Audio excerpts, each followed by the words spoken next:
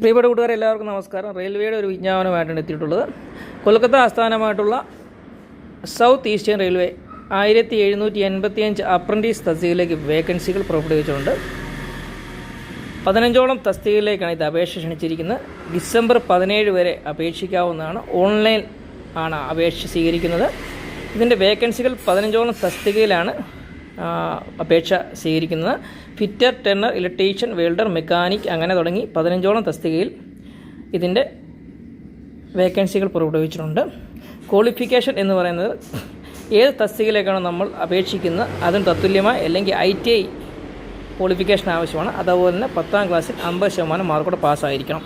Age limit എന്ന് പറഞ്ഞാൽ 15 മുതൽ 24 വയസ്സ് വരെയാണ്. ഇതിൻ്റെ അപേക്ഷ ഫീസ് 100 രൂപയാണ് വരുന്നത്.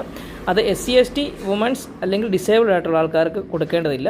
വിശദമായിട്ടുള്ള വിവരങ്ങളും ആപ്ലിക്കേഷനും www.rrcescr.co